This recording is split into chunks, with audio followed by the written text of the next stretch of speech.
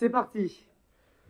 Donc bonsoir et bienvenue à ce dernier conseil de l'année du 10 décembre 2021. Bienvenue aussi à ceux qui nous suivent sur Facebook. Comme vous le voyez, on n'a personne en présentiel compte tenu du chiffre Covid. Et par ce principe de précaution, on a préféré rester entre nous. Espérons que nous allons retrouver notre vie normale et accueillir de nouveau le public lors de nos prochains conseils. Donc il est 19h03 et je vais procéder à l'appel nominal des conseillers. Donc Maëlle Dubosc, paysan. Présente. Alain Clavry qui est absent et qui a donné pouvoir à Céline Lunardelli. Mathilde Vintroux. Présente. Édouard Dupouille. Présent. Oriane Ruval. Présente. Michel Villéger. Présent. Céline Lunardelli. André Jacubiec qui est absent et qui a donné pouvoir à moi, à Christophe Vignot. Donc voilà. Baudouin Merlet. Présent. Véronique Casavant. Présente. Patrice Biancone qui est absent et qui a donné pouvoir à Édouard Dupouille. Pardon. Myriam Langlois qui est absente et qui a donné pouvoir à Sandrine Bonpasse. Caroline Chabreduc. Présente. Sandrine Bonpasse. Présente. Gaëtan Arix. Présente. Paul Gonsalves. Présent. Je l'ai bien dit. Mathieu Parayou. Présent. Jean Belloc qui est bloqué et qui a donné pouvoir à Maëlle. Elsa Becker qui est en retard, que je mets en suspens. Quentin Betchetrit. Henri Arbeil. Lionel Barbéris. Présent. Caroline Escande. Emmanuel Bécheron. Cathy Monteau. David Maviel. Très bien, super. Je vous fais passer la feuille de d'émargement, s'il vous plaît. Maëlle, c'est à toi. Donc c'est le dernier conseil de cette année. Encore une année un peu compliquée avec toutes ces contraintes que nous impose le Covid. Et c'est vrai que nous avons dû nous adapter et nous continuerons toujours dans cette lignée pour que chacun puisse profiter en toute sécurité des fêtes de fin d'année et des belles animations à venir, car en cette période difficile, il est important de garder la magie de Noël. Je vous demande donc aussi, et tout le monde vous le dit, d'appliquer les gestes barrières, de se laver les mains régulièrement, de porter le masque et suivre son parcours vaccinal. Tout cela nous permettra, j'en suis certain, d'endiguer ce virus. Pour information, le taux d'indice ce matin était à 482. On avait 30 personnes en hospitalisation, dont 7 en réanimation.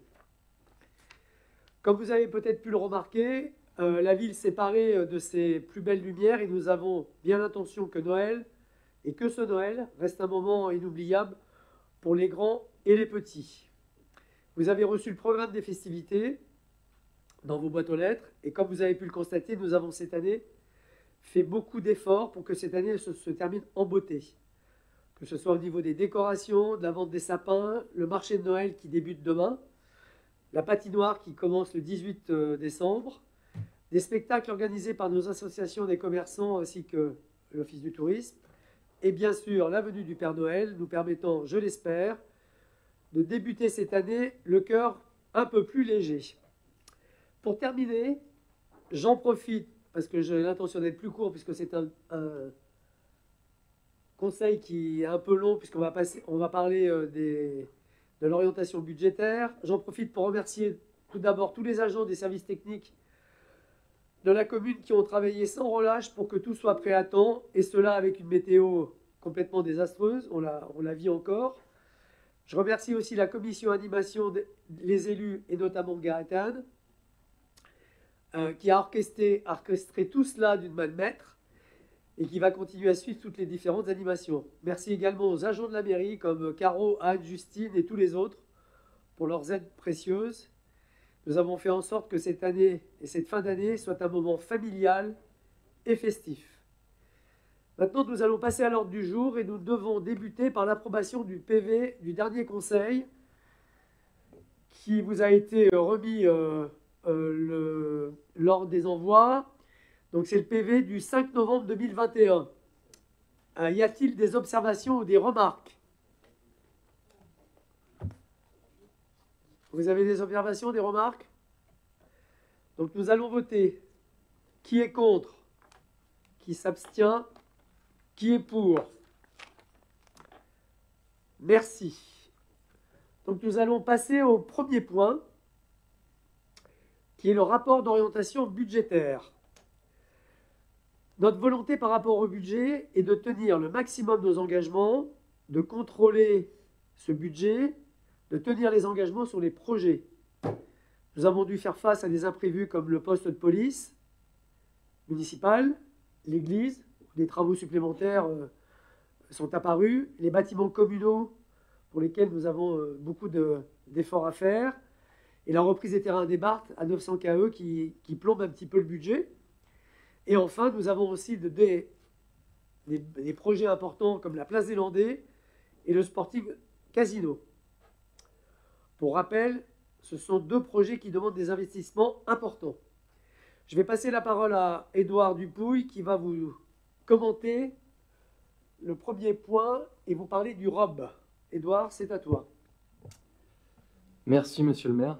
Avant de débuter cette présentation, j'aimerais remercier Mélanie Fourx, ici présente à côté de moi, pour son aide précieuse dans la préparation de ce document. Donc, ce rapport d'orientation budgétaire, il a pour vocation de présenter aux Osogoriens et à leurs élus les grandes tendances qui structurent le budget de notre collectivité pour l'exercice 2021. Donc, il reprend à la fois les informations sur le contexte économique et financier national, sur lesquels je ne vais pas m'étaler, et je pense que vous l'avez lu attentivement, j'ai aucun doute. L'évolution prévisionnelle des dépenses et des recettes de fonctionnement et d'investissement, l'évolution du besoin de financement et la structure et la gestion de la dette. Donc ce débat, il doit permettre à l'Assemblée délibérante d'appréhender les conditions d'élaboration du budget primitif. Pour rappel, nous le voterons début février, afin de pouvoir dégager les priorités budgétaires sur la base d'éléments d'analyse rétrospective et prospective.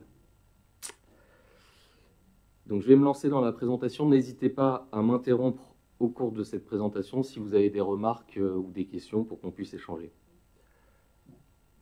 Donc tout d'abord, premier point, donc slide suivante s'il vous plaît, concernant les recettes de fonctionnement de la commune. Donc le produit fiscal de la commune, il est relativement stable. Il est estimé à 4 548 723 € pour 2022, en légère progression d'1% par rapport à l'exercice 2021. En revanche, ce que vous pouvez constater dans le graphique présenté, c'est que sa structure a évolué. En effet, depuis 2021, suite à la réforme, on perçoit moins de taxes d'habitation, mais plus de produits du foncier bâti. On l'avait vu au printemps dernier, vous vous en souvenez, c'est suite au transfert du taux initialement perçu par le département sur la taxe foncière, sur les propriétés bâties. Je ne vais pas revenir là-dessus, mais dans les grandes lignes, le montant est stable, mais la structure est différente. Second point, toujours concernant les recettes, et on va passer à la diapo suivante, la dotation globale de fonctionnement. La dotation globale, c'est le concours financier de l'État au budget. Donc concrètement, c'est ce que nous verse l'État. Et vous pouvez constater assez rapidement que l'État est de moins en moins généreux avec nous. C'est assez drôle, à l'heure où on parle de Père Noël en campagne, visiblement, nous, il n'est pas passé chez nous. Et on a de moins en moins de dotations, une variation de 13%, de moins 13% entre 2019 et 2022. Donc les dépenses sont beaucoup moins importantes et les recettes, pour nous, s'appauvrissent. Enfin, on va passer à la slide suivante, s'il vous plaît, pour voir globalement à quoi ressemblent nos recettes réelles de fonctionnement. Donc, on est sur une légère baisse par rapport à 2021. En fait, c'est une baisse fictive. Pourquoi? La stratégie qu'on a pour présenter les recettes dans notre budget, c'est d'être le plus prudent possible. Et je vais prendre deux exemples en tête. Le premier concerne typiquement les concessions, plages, lacs, terrasses, pour lesquelles on a fait le choix dans le budget d'indiquer uniquement les montants planchers et de ne pas prendre en compte toute la partie variable en fonction du chiffre d'affaires qui est assez conséquente, et de manière prudente pour ne pas s'asseoir sur des recettes qui sont plus ou moins fictives. Donc ça, c'est notre côté assez prudent. Deuxième point, qui concerne les droits de mutation, pour lesquels on a fait le choix d'être également prudent en indiquant un montant d'1,3 million, alors qu'à la clôture de 2021, on pourrait flirter sur un montant avoisinant les 2 millions d'euros. Donc pareil là-dessus, comme ce sont des recettes qu'on ne maîtrise pas, on fait le choix d'être prudent. D'où cette légère baisse sur les recettes réelles par rapport à l'exercice précédent, mais je ne pense pas que la clôture sera de cet ordre. Ensuite, on va passer à la slide suivante, s'il vous plaît, et on va aller sur les charges. Donc les dépenses de fonctionnement et plus précisément les charges de gestion, qui elles sont en baisse de l'ordre de 15% par rapport à 2021. Vous avez deux paliers. Le premier, c'est les charges à caractère général, qui elles, en fait, sont relativement stables, aux alentours de 2,8 millions. Et vous avez les autres charges de gestion courante, qui elles, donc c'est la partie en bas, en bleu foncé, qui elles sont en diminution de 700 000 euros pour trois raisons principales. La première, c'est que cette année, et je me souviens que ça avait été une remarque pertinente de Lionel Barberis, comme toujours, c'est l'intégration du budget de la crèche au budget principal. Donc de ce fait, on n'a plus cette subvention d'équilibre qui était versée, qui était de l'ordre de 200 000 euros. Ensuite, on perd également on ne verse plus une subvention au budget annexe P2BR puisque les travaux ont été réalisés et finis et c'était de l'ordre de 347 000 euros l'année dernière. Et enfin, le dernier point, c'est la subvention au budget annexe Casino qui était de l'ordre de 150 000 euros l'année dernière et qu'on ne verse pas puisque, on en reparlera plus tard, mais on va lancer les travaux dans un second temps et certainement contracter un emprunt pour financer tout cela, mais on en reparlera dans un second temps. Dans le point suivant, on va regarder les charges de personnel, sujet qui passionne tant de monde, pour lequel en fait c'est complètement assumé. La masse salariale, on le voit, elle a augmenté. Il y a eu un choix de restructuration, de nouvelles embauches à des postes plus ou moins qualifiés, et donc de ce fait, on a une masse salariale qui a progressé, qui dans les années à venir, c'est le projet, devrait être relativement stable. Mais voilà, sur ce point, j'ai pas grand-chose à rajouter. Je rajouterai juste une chose, c'est qu'on a la crèche qui est intégrée aussi, qui n'était pas auparavant, en charge. Oui, mais là on parle de budget agrégé de toute façon, donc ça se voit pas là, mais... Oui. Ouais. Exactement, ouais. Donc l'augmentation est bien liée uniquement aux embauches. Justifié. Et complètement assumé. Ensuite, dans le point suivant, donc vous avez la synthèse des dépenses et on voit bien que, pareil, on a une gestion assez prudente puisque on s'attache à ce que, malgré des augmentations de charges de personnel, les charges globales et les dépenses réelles, en fait, elles sont en légère baisse et donc plus ou moins stabilisées. Ça n'appelle pas de commentaires particuliers. Alors ensuite, on va parler de la dette. Donc la dette, avec le temps, elle s'atténue, elle se rembourse, elle est relativement faible, de l'ordre de 3,4 millions d'euros, ce qui est vraiment assez dérisoire quand on voit les différents agrégats de notre commune, donc c'est pas grand-chose, donc on continue à l'en rembourser. On en parlera plus tard, mais viendra le sujet de contracter de nouveaux emprunts pour financer les différents projets. Et c'est un travail qu'on est en train de réaliser en ce moment et qu'on va poursuivre sur début 2022, c'est de savoir à quel niveau on emprunte, comment se fait le phasage des différents travaux et projets pour que l'absorption de cette dette soit le plus pertinent possible. Donc ça, c'est pas encore défini, on en reparlera dans les semaines à venir, et puis notamment avec l'ensemble des membres de la commission finance, ça sera un sujet important sur l'année. Sur la slide suivante, toujours concernant la dette, c'est notre capacité de désendettement, et vous pouvez voir que elle est quasi pleine, puisque la ligne rouge, là, c'est le fameux seuil d'alerte de 12 ans, c'est-à-dire qu'on estime qu'une commune qui n'est pas capable de rembourser l'ensemble de sa dette dans les moins de 12 ans, eh ben, elle est en difficulté. Nous, vous voyez que c'est complètement l'inverse. On est en pleine capacité pour contracter des emprunts, et c'est ce qu'on va faire. Donc pas de difficulté là-dessus. Et enfin, le taux d'épargne brute de la collectivité, sur lequel je le concède, on peut faire certainement des efforts dans les années à venir pour dégager plus de capacité, et ça implique du coup de pouvoir peut-être emprunter plus ou rembourser plus vite, à voir, c'est deux choses différentes, mais je pense qu'on peut encore faire des efforts. Alors c'est le taux d'épargne, là, il est relativement sympathique, si je puis dire. C'est que par rapport au seuil d'alerte et au seuil de limite, il n'y a pas de difficulté à avoir, mais je pense qu'on peut l'améliorer dans les années à venir, et il faudra travailler là-dessus. Enfin, le dernier point, oui, j'ai mis l'ensemble des ratios et des agrégats, bon, ça donne un peu une idée. On voit qu'il n'y a pas de variation majeure sur l'exercice 2022. En fait, ce qu'il faut bien comprendre, c'est que sur le budget 2022 que l'on va voter début février, je pense qu'il n'y aura pas de nouveautés majeures, mais c'est plus à partir de l'exercice 2023 où vraiment, là, le sujet de l'endettement, ça va être un sujet, et il faudra qu'on en parle et qu'on en débatte tous ensemble.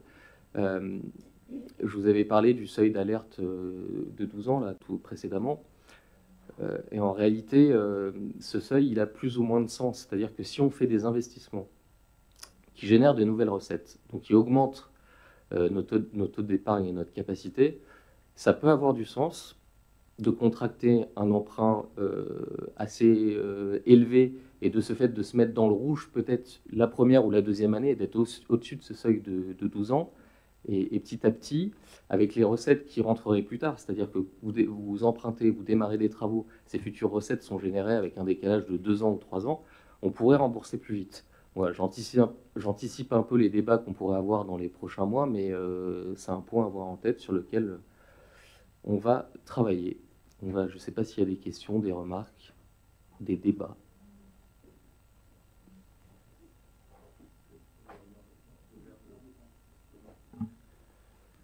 Hop là. Merci beaucoup pour cette présentation. Merci aussi, Edouard, pour le travail qu'on peut faire ensemble au sein de la commission, et puis pour la qualité du travail qui a été fait par les services, parce que c'est vrai que le document est bien fait. Le travail qu'on est en train de faire aussi avec l'intégration du logiciel de prospective est un travail intéressant, parce que je pense qu'il permet justement de placer le débat, comme tu viens de le faire, à un niveau qui me semble nécessaire. On parle de maîtrise de la masse salariale, certes, mais on parle aussi du taux d'endettement, on parle de la capacité d'autofinancement de la commune. En fait, on est à un niveau de débat qui me semble plus intéressant, de parler d'indicateurs financiers pertinents pour évaluer la bonne santé de la commune. Ce que je retiens du ROB, c'est qu'effectivement, parler de la masse salariale, c'était pas pour embêter les gens, hein, c'est qu'on voit l'augmentation sur 2 ans, elle est de 10%. 10% d'augmentation de masse salariale, c'est conséquent. Tu dis que c'est quelque chose qui était ponctuel, enfin qui en tout cas ne se fera peut-être plus de cette manière-là dans les années à venir. C'est en ça que j'alertais aussi la dernière fois, de dire attention, à chaque fois qu'on découvre des choses, on a besoin des fois de ressources. On parlait des archives, on parlait de la culture, du sport, de l'évaluation notamment des besoins autour des associations. Peut-être que vous découvrirez encore le besoin de recruter pour compenser des manques au niveau des services sur certains sujets qui sont des sujets importants de la commune. Donc créer des postes pour répondre à un besoin, c'est une facilité qu'on peut avoir ici parce qu'on a certes des ressources, mais qu'on paye cash dans le temps, puisque là on fait 10% sur les 2 premières années, on pourrait faire 10% de plus si on faisait d'autres choix de gestion sur d'autres services. Et c'est un risque d'être sur ce qu'on a en taux de rigidité sur les dépenses de fonctionnement. On le voit sur notre diagramme qui est dans le document de présentation, qui montre que le taux de rigidité de la commune sur les dépenses de fonctionnement augmente en fait. C'est-à-dire qu'on a plus de dépenses rigides qu'on ne pourra pas toucher dans le temps. Donc c'est un risque, parce que quand tu parles de maîtriser cette épargne brute, le problème de l'épargne brute, c'est qu'elle va forcément être plus dure à tenir, même si tu souhaites l'augmenter, parce que la masse salariale augmente, certes. Derrière, on a aussi des dettes qui vont arriver, et ces dettes qui vont arriver vont entraîner des intérêts d'emprunt qui sont dans la section de fonctionnement. Donc, ils viennent aussi comprimer cette part de taux d'épargne brute, puisque ça, on parle de vraiment la différence entre les dépenses et les recettes de fonctionnement. Tout ça faisant que quand on le rentre, alors dans le logiciel, on a regardé déjà des perspectives, mais ce qui est très intéressant, c'est de dire maintenant, on va y rentrer dans les prochaines réunions, tout l'investissement que vous souhaitez porter sur le mandat. Donc la dette. Quelle dette on va mettre en face? Et de fait, on verra les indicateurs, tous les indicateurs dont on a parlé, forcément bouger. Là, on montre une dette qui baisse fortement, parce qu'effectivement, il n'y a plus d'endettement pris aujourd'hui, puisqu'il n'y a plus de projets qui sont lancés. Donc on va parler de la dette, puisqu'on va faire des nouveaux projets, et ces nouveaux projets vont augmenter considérablement la dette. Le taux de désendettement de la commune, la capacité de désendettement de la commune, effectivement, le seuil de 12 années est plus ou moins dangereux en fonction de pourquoi on a un taux qui augmente. Si la capacité d'autofinancement de la commune, on n'arrive pas à l'améliorer, forcément, ce taux va augmenter, même si la dette n'est pas très forte. Et ça, c'est un danger, parce que du coup, ça veut dire qu'on n'a plus de marge de manœuvre sur le fonctionnement. Alors, je sais qu'on a des sources de potentiel de recettes supplémentaires dans le temps, qui seront des choix politiques que vous ferez, et qui sont des choix possibles, mais qui auront aussi des impacts pour la population, que ce soit des résidences secondaires, principales ou autres. Ça, c'est des choix qu'il faudra peut-être faire et discuter à un moment. Pour l'instant, on n'en est pas encore là. Mais c'est pour ça qu'une masse salariale qui augmente, des dettes qui vont arriver, des projets qui sont apportés, moi, je préfère toujours maîtriser le fonctionnement pour avoir plus de capacité à investir. C'est ma philosophie, parce que je pense que c'est quelque chose qu'on a déjà discuté entre nous, parce qu'on veut vraiment que la capacité de projet de la commune soit forte. Je sais que c'est aussi votre souci, mais avec les choix qui ont été faits sur la masse salariale, on le voit, 10% en 2 ans, le risque, c'est de devoir faire des choix futurs identiques, et ça, pour le coup, ça risque de porter préjudice au bon fonctionnement de la commune. Voilà, sinon, le document est très bien fait, il est complet, merci beaucoup. Et puis voilà, donc on est sur ces indicateurs. Je n'ai pas d'autres capacités d'endettement, j'en ai parlé, l'encours de dette. Et puis oui, un point important, tu parlais à juste titre de l'État avec la DGF qui baisse. Moi, je n'oublie pas le passage qu'on a eu dans les années 2015, où on s'est retrouvé à moins 30% de DGF pour toutes les communes. L'État a dit, puisque je manque d'argent, je vais prendre sur la DGF et je fais moins 30%.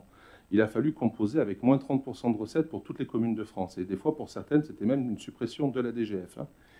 Ça, c'est une réalité de demain qui peut tout à fait nous arriver. Pourquoi? Parce que l'État risque de faire les mêmes choix dans le futur, parce qu'il va se dire, bon, on sort du Covid, on n'a plus d'argent. Cet argent, on va aller le prendre dans les communes, puisque les communes sont quand même bien gérées en général. Moi, je n'oublie pas qu'on a des obligations légales d'un point de vue équilibre budgétaire qui font que l'État, lui, ne se permet pas ce qu'il nous impose. L'État ne se permet pas ce qu'il nous impose. Nous avons une incapacité à emprunter sur la section de fonctionnement. La section de fonctionnement doit être équilibrée, elle doit dégager une épargne brute. L'État, lui, aujourd'hui, s'autorise de emprunter pour sa section de fonctionnement, ce qui est une aberration, mais qui est le fonctionnement aujourd'hui de l'État. Mais quand aujourd'hui on se retrouve dans des difficultés financières importantes au niveau de l'État, et qu'on voit que les communes ont des ressources financières relativement conséquentes, la nôtre en fait partie, ça peut être tentant pour l'État de dire on va aussi aller se servir un peu sur les communes. Et on l'a eu en 2015, sur 3 années, moins 30% de DGF, il a fallu composer avec. Si ça nous arrive, on sera content d'avoir bien géré depuis le départ. Voilà, c'est tout. Il y a Baudouin qui voulait dire un mot, et après je te répondrai sur autre chose. Oui, juste une chose, on va laisser de côté une seconde la masse salariale, si on peut. Oui, même si elle fait quelques pas que le sujet que j'aborde. Dramatique. Mais quand j'écoute ce que je viens d'entendre, j'ai un peu le sentiment que tout ce qui est du futur est un peu vu de manière négative. On ne va pas avoir les moyens de faire ci, il faut faire attention à ça, etc. Et la vraie question qu'on se pose est sur la base d'un plan pluriannuel, donc qui irait sur 6-7 ans, et c'est autre chose que de faire des budgets annuels. Et c'est parce que nous avons, et je pense qu'on est tous conscients, des projets à réaliser et qui nécessiteront des investissements importants. Et je suis intimement convaincu, là je parle en mon propre nom, je suis intimement convaincu que ces projets, vous imaginez à peu près ce dont on parle, sont tout à fait réalisables, trouveront tout à fait l'écoute éventuellement de banques, de compagnies d'assurance ou d'autres sociétés qui seraient prêtes à nous accompagner. Donc j'ai plutôt tendance à voir les choses de manière un peu plus positive que de passer notre temps à dire on n'aura pas le cash flow, on n'aura pas la capacité de remboursement, on n'aura pas tout ça. Bon. Donc tous ces projets-là, on les a déjà en tête. On a déjà regardé de près, alors on le fera ensemble, hein, bien sûr, on a déjà regardé de près ce que ça pourrait rapporter côté actif, si je puis dire. Et donc je préfère que l'on pose la question sur une durée de 6-7 ans que de se poser des questions comptables année par année. Je suis désolé, c'est le but du DOB. Hein. En l'occurrence, on parle du budget de l'année prochaine. Hein. Donc, non, moi, je veux bien parler de prospective, il n'y a pas de problème, puisque c'est le cas. Là, hein. Oui, oui. Ça me paraît on parle de important, prospective, il n'y a aucun souci. Hein. La prospective dans le logiciel, on le voit. Hein. Dans le logiciel, si on rentre aujourd'hui les paramètres tels qu'ils sont rentrés, on ne passe pas. C'est la différence entre la comptabilité... On ne passe pas. Et... Lionel. Bon, ben, tu parles. C'est la différence entre la comptabilité et les investissements financiers à long terme. Je replace juste le débat. On parle de l'orientation budgétaire de 2022. Bah, apparemment, non. Attends, laisse-moi finir. Laissez-moi finir. Je t'ai laissé parler. Ouais, on peut aller sur ce terrain, il n'y a aucun problème. Donc, 2022, on sait qu'on n'a pas de souci. C'est un budget qui va passer. On aura peut-être moins de capacité, on est d'accord, donc de financement. On ne va pas s'endetter puisqu'on a suffisamment de réserves, il n'y a pas de problème. La prospective 2023 et au-delà sur les engagements des différents travaux que nous voulons faire, qui font partie des projets que nous voulons mener et porter, on sait qu'on aura des difficultés. On est conscient de tout ça. Et on va trouver les moyens de pouvoir les financer et les porter. Parce que d'abord, hormis le fait que ça coûte de l'argent et autres, prenons juste les deux points importants qui sont la place des Landais et le Sporting. Souvenez-vous, il y a 18 mois, nous étions en campagne, on a tous porté les mêmes projets. Vous seriez, de l'autre côté, vous porteriez ces idées-là, de la même façon. Et il est normal aujourd'hui, de s'attaquer à la place des Landais et au Sporting, puisque si personne ne le fait, le patrimoine de la ville va tomber en décrépitude, comme la police municipale que l'on a découvert et qui était aussi en décrépitude, les bâtiments municipaux sur lesquels il faut qu'on travaille, et ainsi de suite. Donc, on est d'accord sur 2022, l'Europe, il passe très bien, il n'y a pas de souci. Et c'est le but de cette réunion de ce soir. Et nous aurons le temps, lors des prochaines commissions de finances, et nous aurons le loisir d'en parler, de travailler avec ce logiciel que Mélanie commence à maîtriser et qui nous sort, bien entendu, des difficultés sur certaines années. Et on va trouver les solutions. Parce que les solutions, on les a. Parce que les solutions, on a, et on en a parlé en dehors, des marges de manœuvre pour pouvoir aller trouver de l'argent. Mais je n'ai pas dit autre chose, hein, en disant qu'il y avait une capacité, parce que je n'ai pas été négatif du tout. Je dis simplement, si moi je parle que par rapport à ce qu'on a aujourd'hui sur le DOB, après derrière l'outil qu'on a montre effectivement qu'on a des difficultés à passer avec la situation actuelle, dans les paramètres actuels, mais il y a des choix de gestion qui peuvent être possibles et qui font qu'on peut passer. 2022, on le fait sans aucun souci. Non, 2022, il n'y a pas de souci. Il n'y a pas de problème. Mais on le sait que quand on met en prospective, et Edouard en a parlé justement en disant qu'il y a de la dette à contracter dans le futur, on aura des choix de gestion, et c'est ce que j'ai dit, il y aura des décisions politiques à prendre pour avoir des budgets équilibrés, qui devraient passer effectivement, parce que je pense que les outils sont là aujourd'hui pour nous montrer les points un peu d'accroche et puis les choix à faire. Mais on le fera. La commission le fera. La commission le fera, et l'outil que l'on a va nous permettre de façon tranquille de trouver les solutions qui s'imposent. Et on aura les solutions complémentaires de recettes qu'on va aller trouver, qu'on va aller chercher. Alors quand tu dis que c'est un choix politique, oui, il y aura sûrement des choix politiques, mais on le fera. Et on l'assumera. Voilà. Et tu as raison, les choix qui sont portés de projets sont des choix qui, de toute façon, sont des choix importants pour la collectivité. Bien entendu. Après, Edouard disait aussi que, suivant les choix de gestion qui étaient faits, on pouvait avoir des recettes supplémentaires sur certains types d'équipements, comme par exemple le casino. Oui. Là aussi, par expérience, par rapport à ce que souvent les collectivités font, on a tendance, un peu par nature, à sous-estimer les charges de fonctionnement. Je ne parle pas pour nous, je parle en général. Donc, ce qui est important, c'est d'avoir une vraie vision des charges, des dépenses et des recettes de fonctionnement liées au projet. Là, parce que je pense qu'on aura plutôt des charges Les charges de fonctionnement, on en aura, mais beaucoup moins que ce que tu peux généraliser. Sûrement, sûrement. Mais- Et tu sais comment on veut fonctionner sur le Sporting, donc on aura des charges. Et des recettes certes, aussi. mais beaucoup de recettes derrière, puisque le Sporting tel qu'il est, il est composé aujourd'hui en termes de projet, est quelque chose qui va rapporter, ce qui n'est pas le cas aujourd'hui. Oui, c'est le but. On Et sait, c'est on en le a but de parlé. l'histoire. C'est Ce vraiment sera le but. important de bien les évaluer parce que ça sera important pour nos budgets. Absolument. Bon, pardon, on ne va pas paraphraser, mais je voudrais insister sur un point. On ne peut pas à la fois dire on traite que 2022, ça c'est l'aspect comptable, ça passe très bien, et en même temps, comme dirait le président, et en même temps évoquer tout le futur, ce que tu es en train de faire. Donc c'est pour ça que je me suis autorisé à dire qu'on regardait plus loin, et on regardait pour des projets d'investissement qui sont des projets à long terme, et qu'on va proposer un plan pluriannuel. Voilà. Ok. Sur ce, nous allons... Juste Oui. une précision, parce que ça fait 2 fois que je vous entends dire que vous avez découvert les problèmes de la police municipale sur ce mandat, mais c'est totalement faux, parce qu'un audit a été fait en 2018, on a fait des plans avec Jérôme Lange, ça a été voté déjà sur la dernière mandature au conseil municipal sans être budgétisé, donc vous n'avez pas découvert la chose, c'était dans le budgétisé. programme Mais de tu- campagne, alors, vous oui, n'avez mais- pas On parle de découvert. budget, là. hein. Là, on parle de budget. C'était prévu déjà. C'est pas prévu. C'était pas prévu. C'était prévu, ça a été voté sans être budgétisé. On a déjà discuté avec Maël auparavant. Des plans avaient déjà été faits, des solutions avaient déjà été étudiées sur la surélévation ou l'extension. Oui. Vous avez prolongé le programme qui avait été fait. Non, déjà. non, on n'a pas prolongé à parce que l'époque. le programme est différent. Et Oui, juste vous avez, une après, chose, vous avez David. fait, vous avez David, lancé les c'est- études, vous David, avez lancé tout je ça. suis désolé. Je suis entièrement d'accord, mais c'était prévu. Oui, mais d'accord, mais Voilà. vous me répétez à chaque fois que vous alliez le faire. Vous me répétez à chaque Non, mais fois, ça a été voté. on devait le Ça a faire. été On devait faire le voté pas. et ça devait être. Et Mais ce il qui- restait plus qu'à budgétiser l'année où vous avez été élu. Mais à Donc, partir non, du non, moment où c'est non. pas ça a budgétisé, été ça prévu, n'existe pas. c'était Mais à partir du moment où- dans la campagne. Mais à c'était partir du dans moment les où ça n'a pas projets. été budgétisé, ça ne se fait pas. Ah non, là c'est juste un jeu de mots, ça a été prévu. Ah non, ça non, allait non, être mais fait allons. dans tous les cas, c'était prévu. Moi, je ne fais pas de jeu de Vous mots. avez Je ne fais uniquement pas de fait jeu la de mots, David, continuité. sur ce sujet-là. Sur ce sujet-là, vous n'avez uniquement fait la continuité. Non, C'est non, un projet non, qu'on non, travaillait, sur lequel on travaillait genre. Alors, depuis 2 ans. alors, je vais juste Vous te n'avez dire rien une chose, inventé. c'est-à-dire qu'en Vous fait, n'avez le rien programme que inventé. l'on est en train de mettre en place, c'est le vôtre. Là, C'est sur la police extraordinaire. municipale, Merci de le sur la reconnaître. police municipale, C'est extraordinaire. uniquement la continuité.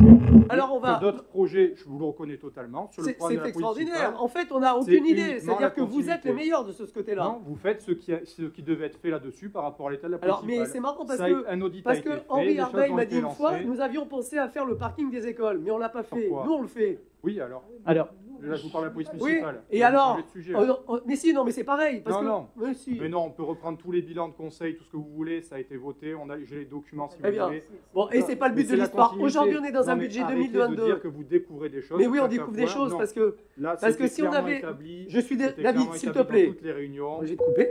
Donc voilà, je vais couper comme ça, je vais pouvoir parler. David, la chose étant, c'est que si vous aviez eu envie de le faire, vous auriez pu le faire depuis longtemps et vous l'avez pas fait. Je suis désolé. Oui, Henri. moi qui pensais passer une soirée tranquille. Mais on va passer une soirée tranquille, t'inquiète pas, il et n'y a faire pas de la problème. sieste.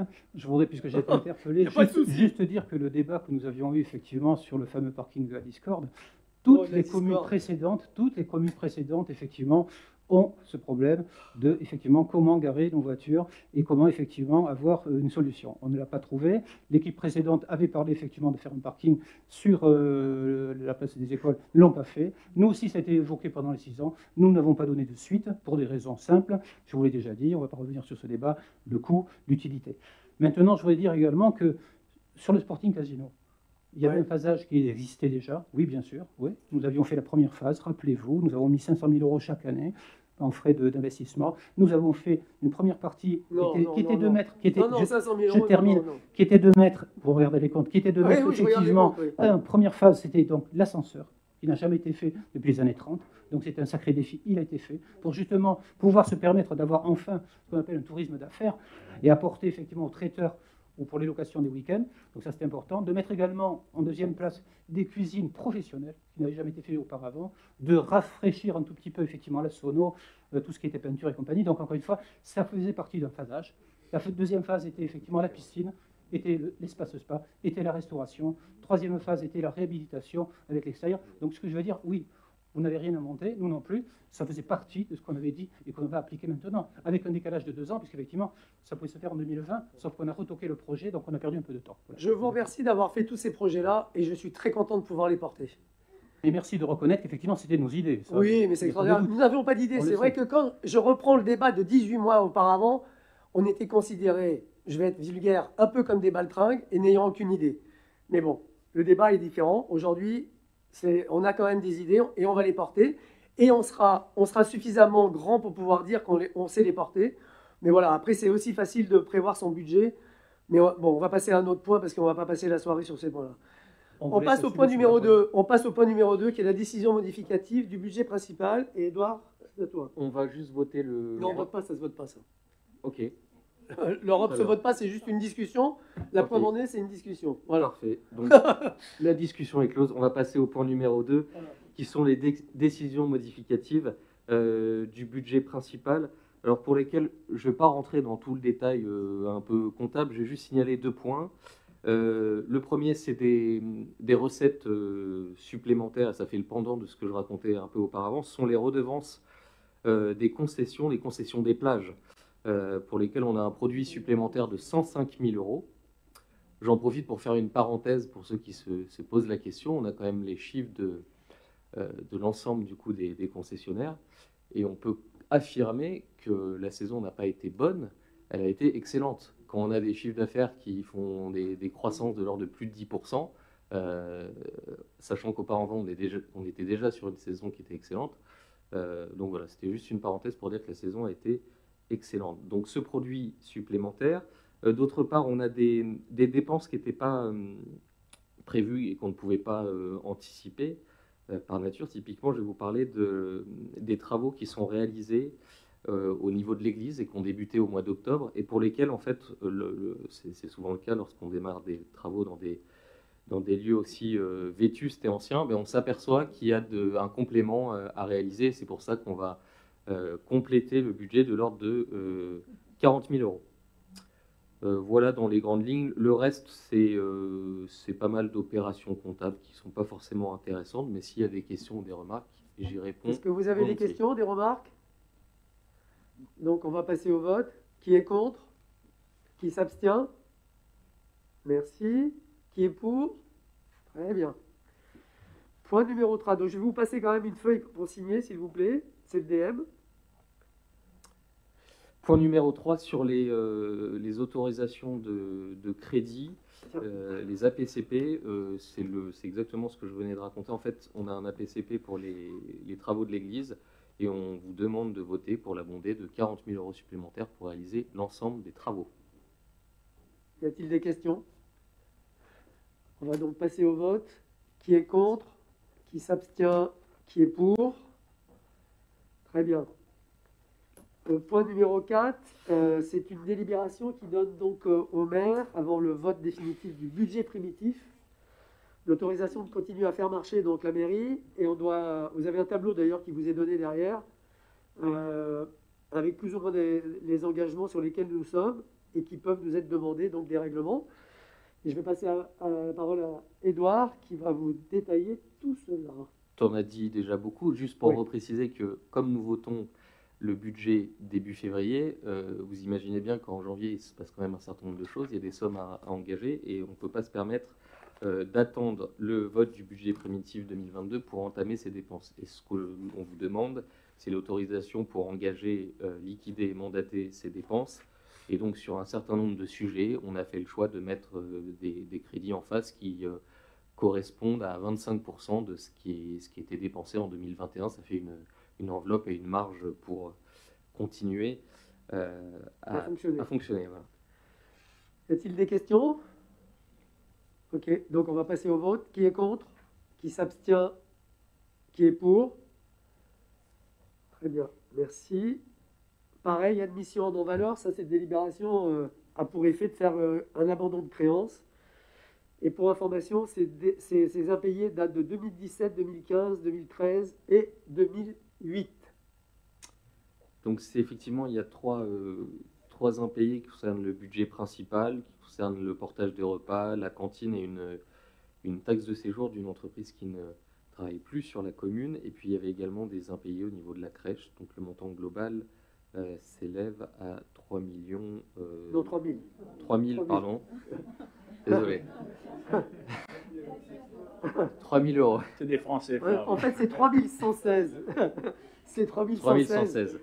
Il y a 3 020,15 pour la première partie et pour la deuxième partie, 96,57 pour la crèche. Donc je vois que vous suivez, c'est bien. Bon, on va peut donc passer au vote pour les 3 millions, donc non, pour les 3 000 euros, 3 100, exactement 3 116,72. Donc, qui est contre, qui s'abstient et qui est pour? Très bien. Merci. On passe au point numéro 6, c'est le salon et l'organisation du 24e Salon du Livre. Et donc, avant de laisser la parole à Céline, je voulais juste souligner que cet événement culturel est majeur pour notre ville. On souhaite donner un nouvel élan avec cette délibération qui a pour but d'autoriser la commission en charge de l'organisation d'aller chercher des subventions pour faire grossir le salon. Donc Céline, c'est à toi. Donc je prends la parole parce que Patrice, qui est commissaire, qui s'occupe notamment du Salon du Livre, est absent, donc je parle en son nom. Donc convaincu qu'une approche décloisonnée de la littérature est nécessaire pour faire grandir l'événement, le Salon du Livre a, comme son commissaire l'avait annoncé, débuté son ouverture en proposant en juillet et en novembre dernier de nouveaux rendez-vous littéraires. Le premier avec l'auteur anglais à succès Jonathan Coe et le second avec le prix Pulitzer américain William Finnegan. Des rencontres couronnées de succès avec une bonne fréquentation et un retour positif du public. La métamorphose du salon continue avec un format plus professionnel. La première étape de cette professionnalisation a permis l'an passé de mettre en place la rémunération des auteurs et des modérateurs selon les recommandations du CNL et l'installation d'un nouveau jury composé de professionnels du livre et de l'écrit pour le prix de la nouvelle. Cette année, ce sont les éditeurs régionaux qui seront mis en avant avec une application stricte de la charte de l'ALCA, donc c'est l'Agence nationale pour la région, préconisant un soutien aux éditeurs. Pour l'heure, la 24e édition du Salon se prépare pour offrir une fête du livre renouvelée les 1, 2 et 3 juillet 2022. Et le salon se tiendra dans les salons du Sporting Casino. Donc il est demandé d'autoriser Monsieur le maire à solliciter des subventions auprès des différentes entités publiques et privées, en sachant que le budget est le même que celui de l'année dernière, mais que là on va aller chercher des subventions donc au département, à la région, à la max, pour faire baisser ce budget. Voilà. Est-ce qu'il y a des questions? Très bien, on va donc passer au vote. Est-ce que vous m'autorisez donc à solliciter des subventions supplémentaires pour faire baisser le budget? Donc, qui est contre? Qui s'abstient? Qui est pour? Je vous remercie, ça fait plaisir. Donc on va passer au point numéro 7, c'est on passe au point sur l'intercommunalité. On a 2 délibérations qui sont liées à l'URBA. La première a pour but de voter les modifications qui sont faites au sein du service suite à un retour d'agent qui a été mis à disposition. Et puis l'autre, par rapport au suivi des permis de autorisation de permis. Je te laisse la parole, c'est à Maëlle de parler. Pardon. Merci, monsieur le maire. Alors, dans la continuité de sa volonté décentralisatrice, l'État a acté en 2014, avec la loi Allure, la fin de la mise à disposition de ces services au bénéfice des communes. Les intercommunalités ont donc été amenées à créer des services instructeurs pour le compte de leurs communes membres. C'est ainsi que la communauté de communes Max s'est dotée d'un service dédié à cette prestation de service pour 21 communes, puisque Saint-Vincent-de-Tyrosse et Souston effectuent leur propre instruction. Des agents de différentes communes ont été mis à disposition pour ce service. Et à ce jour, l'agent détaché de la commune de Labenne a réintégré pleinement la commune, nécessitant dès lors un avenant à la convention nous liant à la Max. Parallèlement, je voudrais revenir un instant donc, sur cette offre de service. La communauté de communes a pris la mesure en 2014 donc, de la nécessaire création d'une entité capable de prendre en charge les demandes d'occupation et de droit des sols. Et ce service représente un accompagnement important pour toutes les communes. Cependant, lorsqu'une commune dispose de cadres réglementaires plus contraignants de par son histoire patrimoniale et architecturale, comme c'est le cas sur Sorto-Segor, vous conviendrez que cette dernière veuille volontiers prendre en main autant son passé que son avenir.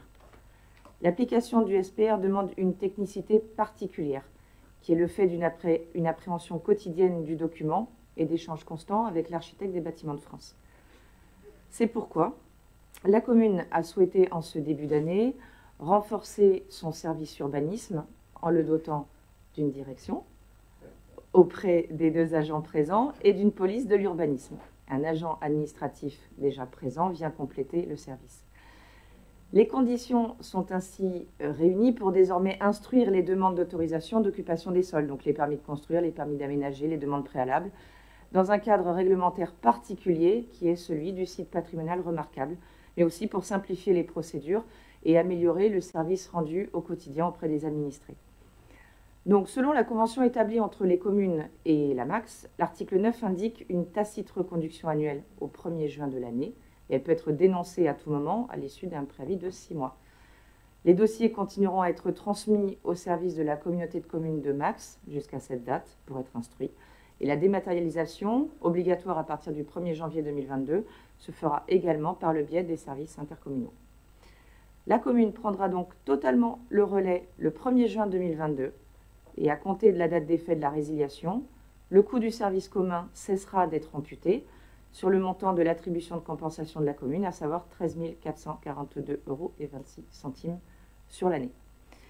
Je vous invite donc à prendre part au vote pour le vote de l'avenant à la convention ADS Max suite à une modification de ses effectifs et surtout de mettre fin à cette convention au 1er juin 2022 afin d'instruire en commune les demandes d'autorisation d'urbanisme. Merci. Vous avez des questions supplémentaires? Des remarques? Très bien. Donc, on va passer au vote pour les 2 points. Pour l'approbation du projet d'avenant, donc numéro 3 à la convention du service commun entre MAX et les communes. Donc, qui est contre? Qui s'abstient? Qui est pour? Et pour la reconduction, pour la fin de la reconduction de la convention d'adhésion entre la MAX et notre commune à compter du 1er juin 2022. Donc, qui s'abstient? Qui est contre? Qui est contre? Non? Pardon, qui est pour? Non, c'est parce que Manu a fait un geste. C'est pas, il est allé trop vite. Pardon. La délibération suivante a pour objet de nous autoriser à faire les travaux sur 2 axes qui sont l'avenue de la Mole et la rue Lardner. En effet, on a ces 2 points qui nous semblaient dangereux, au même titre que d'autres d'ailleurs, sur la commune, que nous allons traiter, et nous avons mis en place d'ailleurs quelques phases tests avec des chicanes ayant pour but de faire ralentir les véhicules ou d'empêcher la circulation des camions sur les axes choisis. Nous avons mis des radars avant, après pour faire des constats et connaître au mieux le trafic et les vitesses après les modifications. Et il apparaît que ce que l'on souhaite faire apporte un vrai soulagement pour les riverains.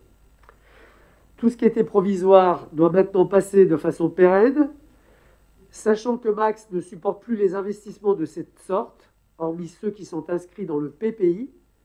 Il nous convient donc de voter l'autorisation de dépenses pour ces 2 ouvrages, qui sont pour l'un de l'ordre de 6 000 € et pour l'autre de 4 100 €. 6 000 € pour l'avenue de la Mole et 4 100 € pour l'avenue Lardner. Est-ce que vous avez des questions sur ce sujet? Oui, monsieur Barbéris. Merci, monsieur le maire. Je sais ce que tu vas dire. C'est vrai? Ben, bien entendu. Il n'y a plus de, Il n'y a plus de surprise. Il n'y a plus de surprise, ça y est. Je suis devenu prévisible. Non, mais tu veux que je te dise, tu as raison. Ah ben c'est bon. Non, en fait, Non, mais c'est vrai. En fait, monsieur le maire, sur ce dossier, on va s'abstenir. Pourquoi? Mais il n'y a pas de problème. Non, mais alors pourquoi? Non, mais il y a une raison. Hein. Oui, mais en fait, vas-y. les travaux de sécurité, on estime qu'ils sont légitimes et vous avez entièrement raison de les réaliser. Ce qu'on trouve regrettable, c'est le fait que Max, effectivement, limite au PPI son intervention sur la voirie. Oui. Ça, à la rigueur, c'est un choix qu'il porte aujourd'hui. Je trouve presque incompréhensible qu'on n'ait pas au moins les travaux de sécurité des voiries qui soient portés budgétairement par Max. C'est parce que toutes les communes de l'ensemble du territoire vont se retrouver sur le mandat avec des obligations de sécurité sur la voirie. Oui. Parce qu'il y a des problèmes qui peuvent se rencontrer après, qui fait que vous serez responsable. Mais ça, c'est non, mais c'est une réalité qui fait Ah que non, le mais- maire est pénalement responsable à un moment, et ça peut être compliqué derrière, évidemment. Mais ça veut dire qu'il devrait y avoir au moins un budget de sécurité attribué aux communes par max sur la compétence voirie. Alors, il y a effectivement une définition de la compétence à max qui fait qu'il se limite à ce PPI. On trouve ça regrettable. Je pense qu'il faudrait quand même qu'il y ait une remontée forte de la part de la municipalité auprès de max, mais de l'ensemble des communes sur ces travaux de sécurité, parce qu'on sera obligé tout au long du mandat de porter ces travaux. Si chaque fois on doit passer des délibérations à chaque conseil, on va passer des délibérations de sécurité de voirie. Enfin, je veux dire, c'est quand même un peu fort de café sur une compétence portée par max. J'ai dit, monsieur le maire. Non, mais je suis d'accord avec toi, sauf qu'aujourd'hui, on prend cette liberté de le faire pour la partie sécuritaire qu'on vient d'évoquer, et sur lequel tu es d'accord, et on peut en parler à Max, on peut en parler à la partie urbanistique chez eux, enfin, en ce qui concerne cette partie-là. Ils ne bougeront pas, il y a trop d'investissements importants qu'ils doivent porter. Il y a des sujets importants sur la voirie et sur les ouvrages qui va être fait sur l'année prochaine et jusqu'à la fin de leur mandat, jusqu'à la fin du mandat, qui est très important et pour lequel ils vont là investir de l'argent, mais sur ces parties, en ce qui nous concerne, ils ne nous aideront pas. Et ça a été très clair, la discussion, on l'a eu à plusieurs reprises avec les services de la communauté de communes. Tout ce qui est inscrit au PPI, ils le feront. Donc l'avenue de Bordeaux, en ce qui nous concerne, puisqu'on a mis beaucoup de choses à l'intérieur du PPI, parce que le PPI, par la même, c'est lorsqu'on est arrivé il y a 18 mois, ils nous ont demandé de mettre les différents projets que nous souhaitions avoir. C'était un peu comme le Père Noël, sauf que dans la Haute, ils ont pris un projet, un seul, qui était l'avenue de Bordeaux. Ce qui est très bien. On en est très content. On avait mis l'avenue de la Mole, mais l'avenue de la Mole est ressortie 70e projet. Non, 145 Ou 145, voilà. Donc, 147 au total du PPI. L'avenue de la Mole, pour ceux qui l'empruntent, est arrivée 145e de leur priorité. donc voilà. Donc ça veut dire que la prise en compte de notre problème propre au niveau de la sécurité n'est pas regardée de la même façon. Donc, on est d'accord sur la philosophie de la chose et j'adhère à 150% sur ce que tu dis, mais malheureusement, je suis obligé, et je pense que vous feriez la même chose, et il faut qu'on prenne de l'investissement, il faut qu'on dépense de l'argent pour qu'on puisse sécuriser des lieux qui en ont besoin. Voilà. Et je comprends votre abstention. C'est une abstention qui est liée non pas à la sécurité que mais vous j'ai bien souhaitez compris que porter c'est et pas- qu'on cautionne, hein, mais à vraiment ce point qui nous semble dommageable pour les communes, l'ensemble des communes sur l'ensemble du mandat. Quand on est une commune qui a un peu de moyens, ça va, mais c'est sûr que pour les petites communes qui ont peu de moyens, ça va être difficile de pouvoir passer un mandat sans aide de la part de la communauté de communes. Du coup, j'en profite pour rebondir sur un autre sujet qui nous semble important aussi. Ce serait aussi intéressant que nous ayons sur alors le Conseil, probablement, mais aussi en dehors du Conseil, une présentation sur les projets autour du lac, par rapport à Max, justement. Puisque je reviens sur Max, et notamment le fait qu'il y a un besoin de porter ce projet-là sur le mandat aussi, et savoir où ils en sont. Savoir où en est le désensablement, comment ça se passe, qui avance dessus, parce que c'est un sujet, on a reçu tous la lettre de la SPSH, Oui, qui reprend effectivement et qui attend aussi des élus qu'on avance sur ce sujet-là. mais on avance. Alors, Mais on avance, justement, mais- j'aimerais juste qu'on soit informé justement de savoir un peu où on en est. Peut-être pas ce soir, parce que c'est Non, c'est pas le but de ce c'est soir, pas mais structuré pour ce juste soir. pour répondre, parce que tu laisses en suspens cette question, je voudrais quand même y répondre. Et vous l'avez vu sur le budget 2022, nous avons mis une enveloppe pour le désensablement du lac. La seule chose, c'est que le lac appartient à l'État. L'État l'a redonné à Max en gestion. Et nous sommes en train de discuter la possibilité, et nous le ferons, de travailler sur le désensablement comme on s'était engagé de le faire. Donc oui, on va le faire. Maintenant, c'est long, parce que c'est l'État, c'est la communauté de communes, c'est des délégations qui doivent être données. Ce qu'il faut savoir, c'est qu'il y a le port qui est aussi impliqué là-dedans. Donc voilà.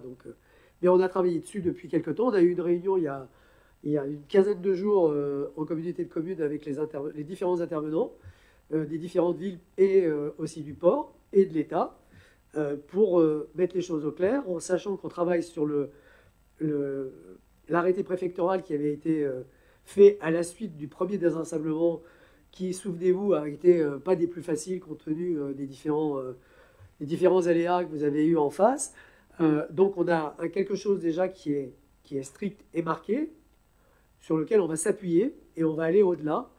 Et on a marqué, nous, dans notre budget, qu'il est important de le faire. Il y a 200 000 euros qui sont consacrés pour le désensablement l'année prochaine et qui sera pérenne jusqu'à la fin du mandat pour qu'on puisse de façon importante le faire. Mais on reviendra là-dessus parce que c'est quelque chose d'important et la Max, là aussi, va nous aider. Alors, pas de la même façon que ce que l'on pourrait estimer, et pareil par rapport à ça. Ils vont le porter, mais on va les aider, nous aussi, parce que je pense qu'ils le portent en partie. Et il est important aussi que nous, qu'on puisse le faire, parce que si on en reprend la gestion, ça sera à nous de le prendre en compte sur nos budgets.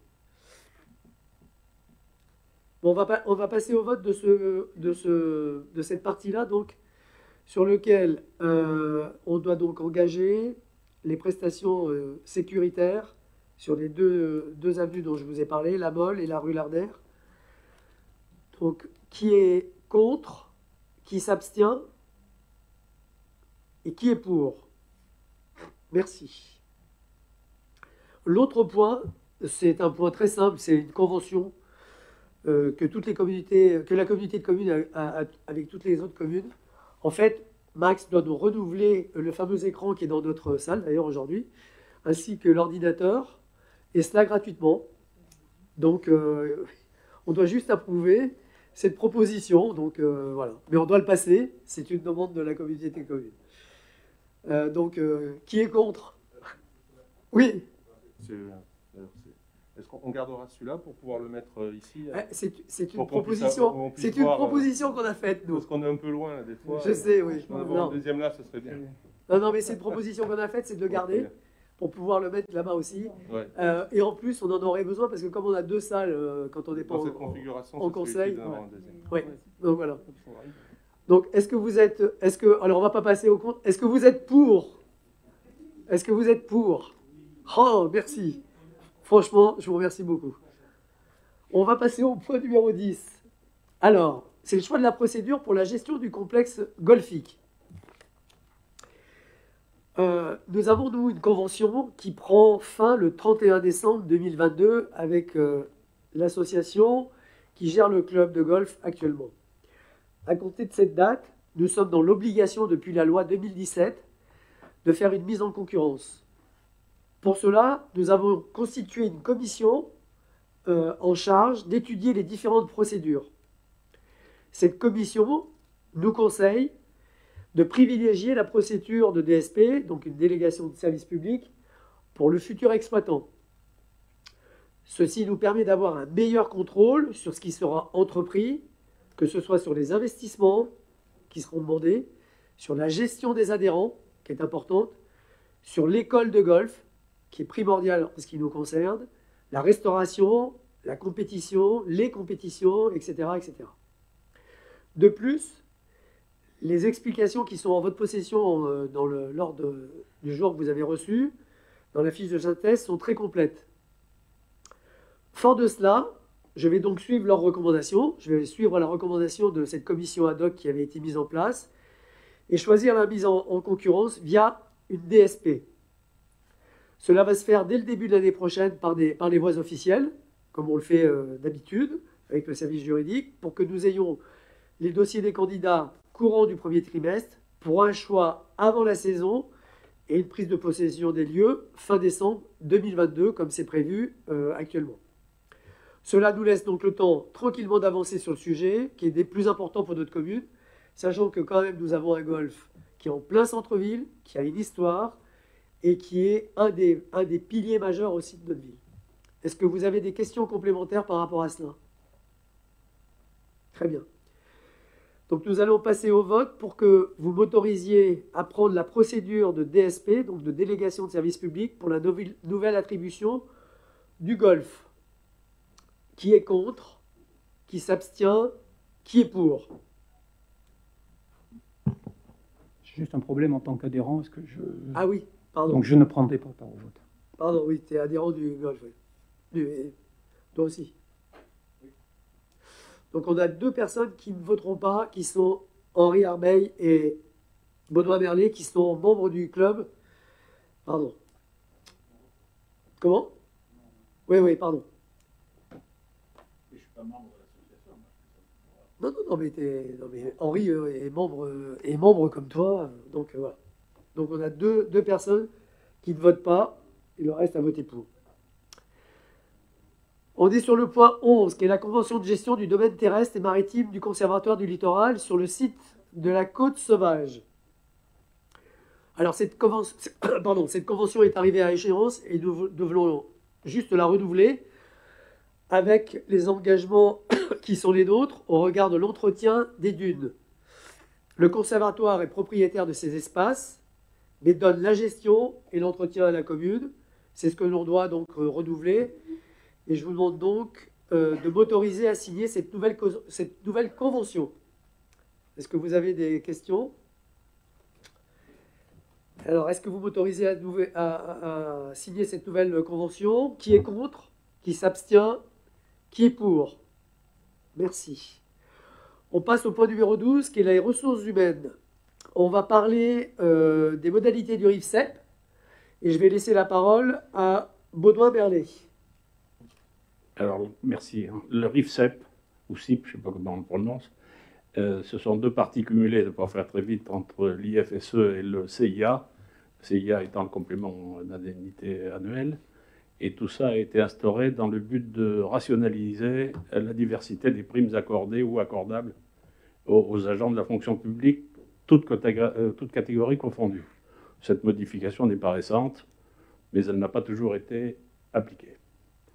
Là encore, il s'agit au plan de la gestion des ressources humaines de notre municipalité de s'en remettre au contenu de cette réglementation et donc d'appliquer tout simplement ce qu'elle préconise eu égard au régime indemnitaire. En clair et de manière la plus synthétique possible, il s'agirait donc pour nous d'attribuer une prime dite prime d'indemnité de fonction, suggestion et expertise, je reprends le terme du sigle, et ceci sur la base de choix individuels arrêtés par l'employeur, donc par nous-mêmes. Ceci devra être défini en respectant les conditions d'attribution fixées, donc les 6 mois de CDD minimum, et puis la qualification et la valorisation de la fonction occupée. Bon, je ne vais pas plus loin dans le détail, je crois que administratif, tout le monde est à peu près informé sur ce sujet. Donc, je vous demande simplement de délibérer sur ce point. Très bien. Est-ce que vous avez des questions supplémentaires, des remarques? Donc, qui est contre? Qui s'abstient? Qui est pour? Merci. On passe au point numéro 13. C'est 3 postes. Donc, on doit juste voter 3 postes. 3 postes ouverts en tant que contractuels que l'on a choisi donc de titulariser. On a une titularisation du responsable de la surveillance des plages, une autre comme directrice adjointe à la crèche et une autre comme agent de la crèche. Pour information, ces 3 postes, c'est 0 augmentation et au niveau des effectifs et 0 augmentation au niveau du budget. Oui? Une question technique, mais du coup, les gens qui vont être mis sur ces postes, les concours pourraient être nommés sur ces postes? Oui, tout à fait. D'accord. Oui. Bon, mais c'est bon. C'est le plus important. Donc, on va passer au vote. Qui est contre? Qui s'abstient? Et qui est pour? Merci. Mise en place des 1607 heures à compter du 1er janvier 2022. Je laisse la parole à Baudouin Merlet. Bon, je ne vous apprendrai rien en vous rappelant tout simplement que l'application de ces 1607 heures par les collectivités locales, avec une date butoir au 1er janvier 2022, relève exclusivement d'une décision à l'échelle nationale. Donc la question pour chaque commune n'est pas de tergiverser sur ce point, mais de trouver au sein de sa propre organisation la solution la meilleure possible, et pour les agents, et pour le bon fonctionnement de la mairie. Et dans cette optique, nous avons rencontré les agents tant du service administratif que des services techniques. Et tout ceci a été aussi également exposé dans un comité technique et qui a eu lieu le 23 novembre dernier. Et à son issue, nous sommes ensemble, quand je dis ensemble, avec les syndicats et les représentants du personnel, nous sommes ensemble parvenus à un accord dont je vous épargnerai les détails techniques et qui n'ont pas d'intérêt majeur pour notre auditoire, d'autant plus qu'il s'agit d'une question exclusivement d'organisation interne. Donc je vous demande un accord sur ce principe. Je rajouterai, moi, deux petites On a choses. été aidé par le centre de gestion, monsieur le maire. Oui, non, entre autres, ouais. Je dirais que ces discussions, elles ont été très constructives, comme l'a dit Baudouin, avec les représentants du personnel. On s'est fait aider par le CDG parce que c'était quelque chose d'important et qu'il était, que ça soit même pour l'EHPAD, hein, parce qu'on a aussi les 1607 heures qui doivent être affectées aussi à l'EHPAD. Donc pour l'EHPAD comme pour la mairie, donc service technique, mairie, crèche, on est arrivé à trouver un consensus qui est valable pour tout le monde. Et aujourd'hui, on se félicite surtout de la négociation et surtout de la discussion qu'on a eue avec l'ensemble des représentants du personnel des deux identités et avec le CDG qui nous a bien aidés aussi. On doit donc, tu veux poser une question? Aller dans le sens exactement de ce que vous dites là, c'est que le fondement de la loi, c'est de effectivement faire travailler tout le monde 35 heures dans toutes les collectivités de France. Dans les collectivités, il n'y avait pas tout à fait ce fonctionnement-là. Aujourd'hui, on y arrive. C'est à la rigueur normale et je pense que les citoyens sont en droit d'avoir ça en termes d'organisation. Mais vraiment, comme c'était précisé, la qualité du dialogue qu'il y a eu avec les agents, le centre de gestion, entre les élus, c'était vraiment très positif. Et le CT a entériné tout ça, mais c'est vrai que les agents ont une organisation du coup qui va évoluer, qui intègre vraiment ces 35 heures. Donc je trouve que c'est très bien que ça ait été mené de cette manière-là. Le centre de gestion a fait un accompagnement que je trouve de qualité. Oui, le centre de gestion, et en tout cas la personne que l'on a eue, était quelqu'un qui était... qui était très important pour nous dans le dispositif, puisqu'il a expliqué les choses très clairement. Et voilà, et il a été dans le dialogue, et il est encore dans le dialogue, puisqu'on le voit lundi prochain d'ailleurs, pour finaliser tout ça. Donc, voilà. Alors, donc, on doit passer au vote cet article. Donc, qui est contre, qui s'abstient, et qui est pour? Très bien, merci. Donc, on arrive à la fin du conseil, on a encore quelques points rapides. La redevance pour l'occupation du domaine public et location d'un chalet pour les fêtes de Noël. Donc en fait, comme chaque année nous louons nos chalets, on en a loué 9 cette année. Et pour cela, nous demandons pour l'occupation du domaine public la somme de 200 €. Et pour le chalet, pendant toute la période des fêtes, 400 €. Et ces chalets se sont remboursés sur ces 2 Noëls, puisque les locations ont payé l'achat. Et donc voilà. L'autre point, c'était la redevance d'occupation du domaine public pour l'installation d'une tente pour les fêtes de Noël pour le poissonnier idéal. En fait, le poissonnier idéal, de façon régulière et constante chaque année, met une tente, si vous vous en souvenez, du côté du parking d'ailleurs, pour qu'il puisse préparer et vendre ses plateaux de fruits de mer et ses bourriches d'huîtres. Donc on lui a octroyé l'autorisation contre une redevance de 204 €. Ensuite, défense des intérêts de la ville pour l'affaire Saï-Saï. Alors, en fait, l'affaire Saï-Saï, c'est la plage, c'est la Maison Blanche. Enfin, c'est pas la Maison Blanche, c'est la construction qui est faite derrière et qui a suscité beaucoup d'émoi de la part de beaucoup de gens. Nous nous étions engagés de faire la lumière par rapport à ça et avoir au moins une réponse du tribunal par rapport au permis qui avait été déposé. Et donc, on a un avocat qui s'appelle Maître Jérôme Frances, qui est à Toulouse, qui est spécialiste et reconnu dans ce domaine-là, qui travaille sur ce projet, qui travaille sur cette affaire-là et qui nous donnera le résultat. Et ce que je souhaite réellement, c'est qu'à l'issue du rendu du tribunal, tout ce qui est fantasme aujourd'hui puisse s'arrêter et qu'on puisse savoir si c'est bien ou pas bien, conforme ou pas conforme. En tout cas, le tribunal tranchera, donnera sa réponse, et ce qu'attend tout le monde.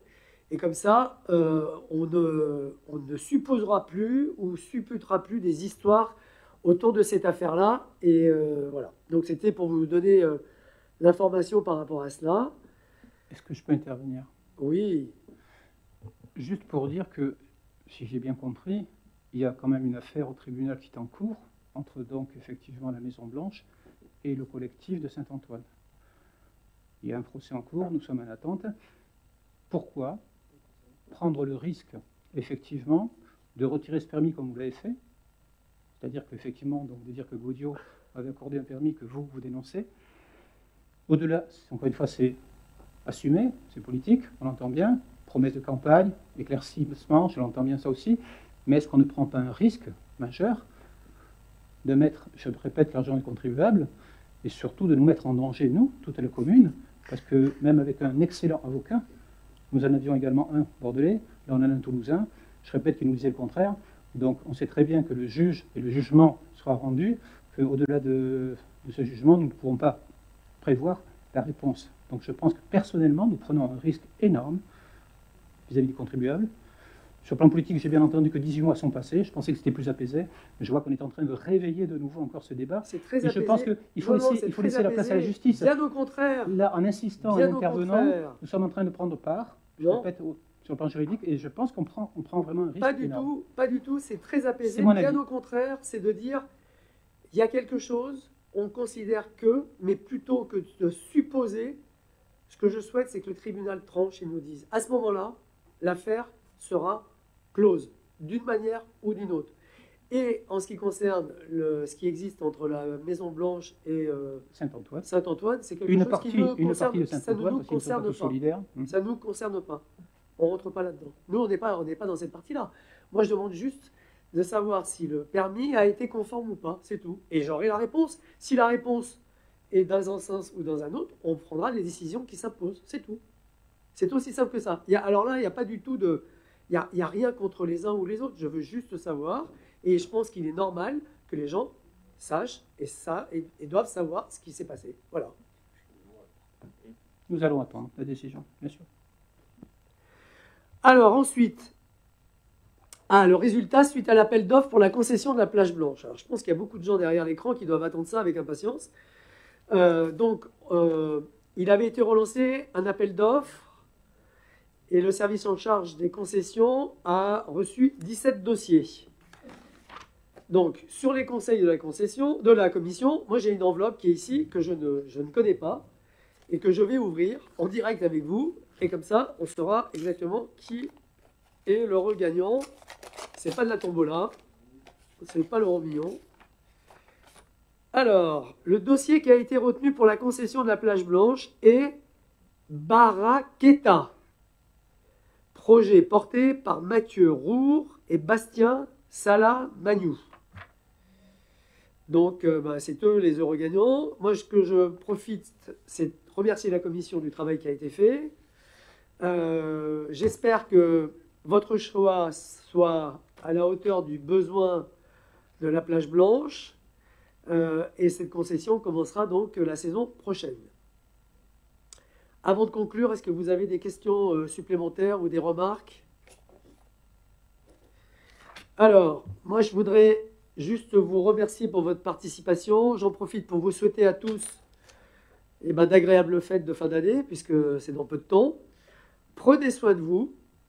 Venez nous retrouver sur tous les événements et toutes les animations que l'on porte à la ville, en ville, avec les festivités extérieures, village et patinoire. Les soupes des chefs ce week-end pour les Kiwani. C'est ce week-end au Hall. C'est pour porter une action pour des enfants nécessiteux, par exemple.